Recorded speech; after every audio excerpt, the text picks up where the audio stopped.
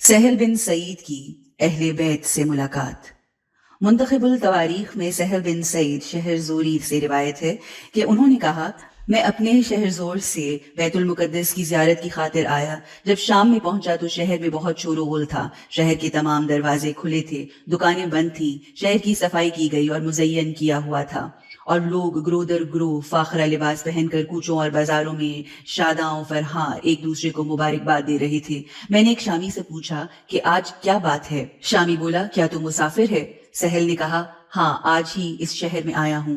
شامی بولا، لوگوں میں خوشی اس لیے ہے کہ یزید کو عراق میں ایک خارجی پر فتح حاصل ہوئی ہے۔ سہل نے کہا، اس خارجی کا نام کیا تھا؟ شامی بولا، حسین ابن علی ابن ابی طالب۔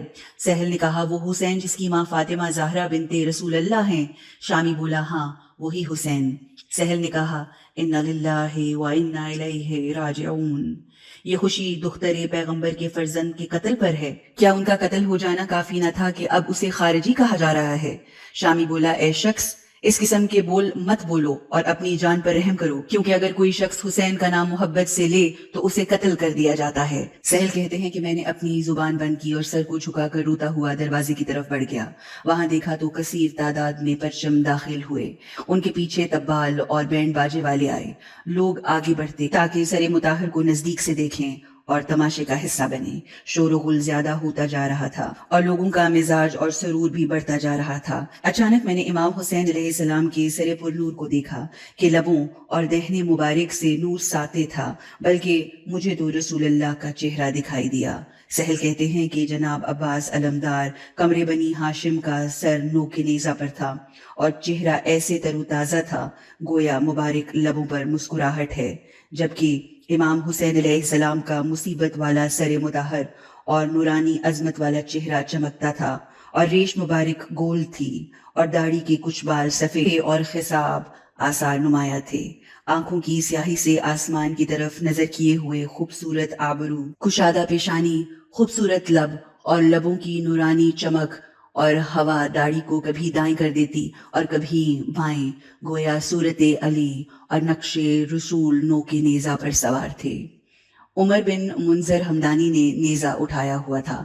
صاحب منتخب لکھتے ہیں کہ سہل نے کہا، جب سر مطہر کو اس انداز میں دیکھا تو میں برداشت نہ کر سکا اور دونوں ہاتھوں سے منہ پر پیٹنا شروع کیا، گریبان چاک کیا اور نالہ و فریاد بلند کی، ہائے افسوس کہ ریش خون آلود ہے، بدن کربلا میں بے دفن اور بے کفن پڑا ہے۔ ہائے رسول اللہ، آپ کہاں ہیں؟ اپنے بیٹے کے سر کی حالت کو دیکھیں، آپ کی بیٹیوں کو بے حجاب محملوں پر بٹھایا گیا اور مجمع عام میں بازاروں میں پھرایا جا رہا ہے، ان کے سروں پر چادریں نہیں، تماشائیوں کا ہجوم ہے۔ یا علی، آپ کہاں ہیں؟ آپ کے بدر و حنین کے بدلے لیے جا رہے ہیں۔ پھر میں نے ایسا دردناک کریا کیا کہ جو لوگ میرے ساتھ کھڑے تھے وہ بھی رونے لگے، لیکن اس قدر ہجوم تھا کہ کوئی میری طرف متوجہ نہ تھا اور لوگ جشن منا رہے تھے۔ سہل کہتے ہیں کہ سروں کے گزرنے کے بعد میں نے دیکھا کہ قیدیوں کا قافلہ آیا اور مستورات بے حجاب محملوں پر سوار تھی۔ کوئی بی بی کہتی، واہ محمدہ، کوئی کہتی واہ علیہ، کوئی بی بی کہتی واہ عباسہ، کوئی کہتی واہ سیدہ، کوئی کہتی ہائے میرے بابا مظلوم۔ اے رسول اللہ، آپ کی بیٹیوں کو یہود و نصارہ کے قیدیوں کی طرح قید کیا ہوا ہے۔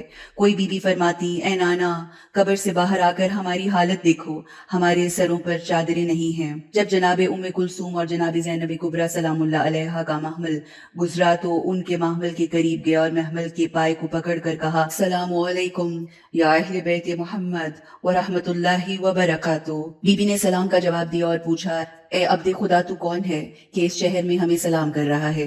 یہاں کے لوگ تو ہمیں دشنام کرتے اور گالیاں بکتے ہیں۔ میں نے عرض کیا، بی بی، میں سہل شہرزوری ہوں اور آپ کے نانا کا صحابی ہوں۔ جب بی بی کو معلوم ہوا کہ میں ان کے محبوں میں سے ہوں تو فرمایا، اے سہل، تو نے دیکھا ہے کہ امت نے ہمارے ساتھ کیا سلوک کیا ہے؟ ہمارے جوانوں کو قتل کر دیا، ہمیں قیدی بنا لیا گیا جیسے کنیزوں اور غلاموں کو قیدی کیا جاتا ہے، اور ہمیں بے حجاب محملوں پر سوار کیا گیا۔ میں نے عرض کیا، بی بی، اس موقع پر کوئی حکم ہے تو اطاعت کروں۔ بی بی نے فرمایا، اس محمل کھینچنے والے سے کہہ دو کہ ہمارے محملوں کو پیچھے رکھے اور شہداء کے سروں کو آگے آگے لے جائیں تاکہ لوگ سروں کا تماشا دیکھیں اور ہم پر نظریں نہ ڈالیں۔ میں نے امام حسین کے نیزے دار سے گزارش کہ سروں کو آگے لے جاؤ تو اس نے میری بات نہ مانی اور مجھے گالیاں دینا شروع کر دی۔ یہ بھی مذکور ہے کہ ایک نصرانی نے جب امام حسین علیہ السلام کے سر کو آیات پڑھتے ہوئے سنا تو وہ مسلمان ہو گیا۔ اس تازہ مسلمان کے پاس تلوار تھی، وہ شامیوں پر حملہ آور ہوا اور گریہ زاری کرتے ہوئے چند ملائن کو واصل جہنم کیا اور کچھ کو زخمی کیا۔ وہ کہتا تھا، ظالموں، کیا یہی اجر رسالت ہے؟ یزیدیوں نے اسے گرفتار کر لیا اور اونٹوں کے نیچے روند کر اسے قتل کر دیا۔ شامی اسے قتل کر کے خوش ہو رہے تھے کہ ام کلثوم نے پوچھا کہ کیا ہوا ہے؟ عرض کیا کہ ایک نصرانی آپ کی حالت دیکھ کر مسلمان ہو گیا اور اس نے کلمہ شہادت پڑھ کر شامیوں پر حملہ کر دیا اور خود بھی مسلمان ہو گیا۔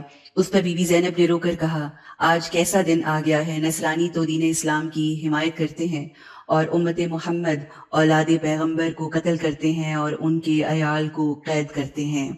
پھر فرمایا، یا رسول اللہ، نصرانی ہماری اس حالت کو برداشت نہ کر سکا اور ہماری حمایت میں شہید ہو گیا۔ ہم آپ کی بیٹیاں ہیں جو بے چادر ہیں، بچیاں یتیم ہو گئی ہیں، عورتیں بیوہ ہو گئی ہیں اور ہم سب ماتم کناں ہیں جبکہ کوئی ہمارا مددگار نہیں۔